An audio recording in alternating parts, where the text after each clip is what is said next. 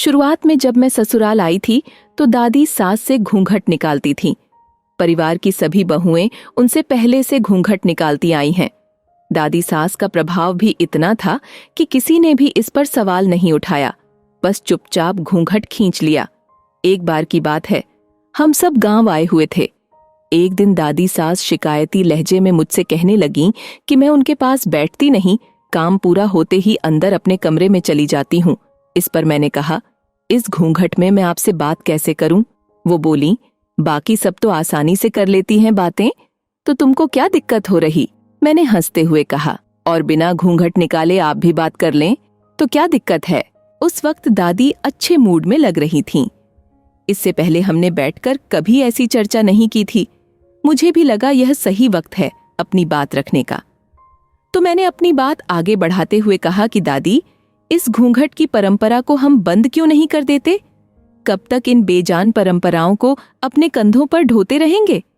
घूंघट तो घर की इज्जत होती है, इससे बड़ों का मान सम्मान बना रहता है। कहकर वो अपनी बात पर अड़ी रहीं। मैं जानती थी कि उनकी पूरी जिंदगी ज्यादातर गैर जरूरी परंपराओं को निभाने में खप गई है। अब एकदम से उनकी सोच बदल जाए, ऐसा मुमकिन नहीं है। फिर भी एक कोशिश करना चाह रही थी। बात अगर घर की इज्जत की है तो फिर तो घर के हर सदस्य को घूंघट में रहना चाहिए। इज्जत की मांग सिर्फ एक तरफा क्यों की जाए? और रही बात मान सम्मान की, तो यहाँ आसपास मैंने कई बहुओं को घूंघट में अपने बड़ों पर चीखते चिल्लाते देखा है।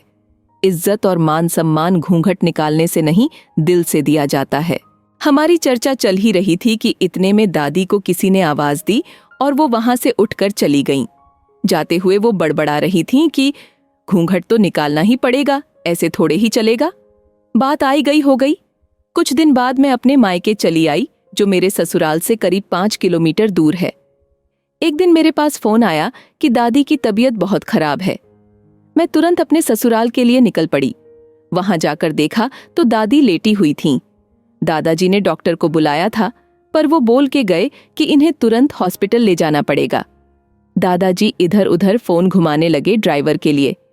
तभी मैंने अंदर से गाड़ी की चाबी ली और गाड़ी को घुमाकर घर के पास ले आई।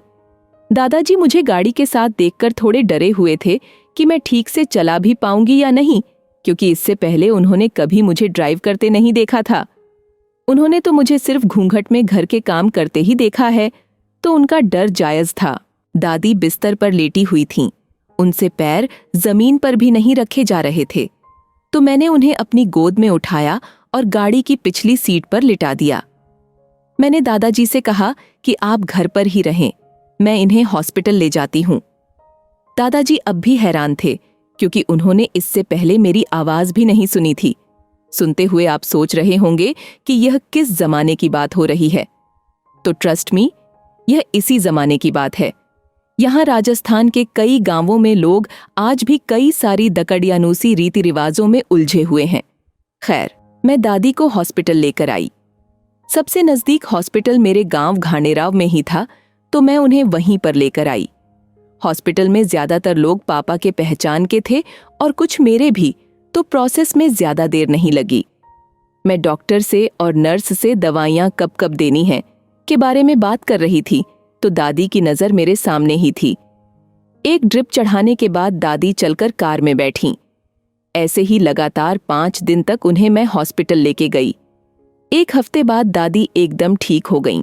इस बीच दादी को दवाई देते हुए, हॉस्पिटल ले जाते हुए घूंघट रखना ही भूल गई थी और दादी ने भी किसी तरह की कोई आपत्ति नहीं जताई। ऐसे ही धीरे धीरे कई सारी छोटी छोटी चीजें बदलती रहीं, जैसे लड़के घर का काम नहीं करते।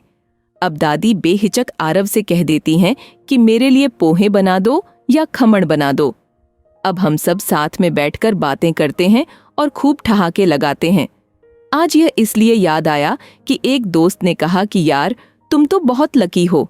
तो कहना था कि यह लकी होने के लिए बहुत ज्यादा संयम और साहस की जरूरत पड़ती है।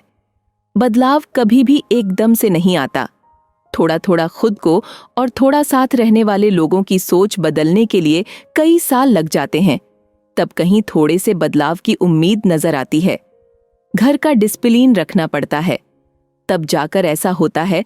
भारतीय संस्कृति को कभी ना छोड़ें।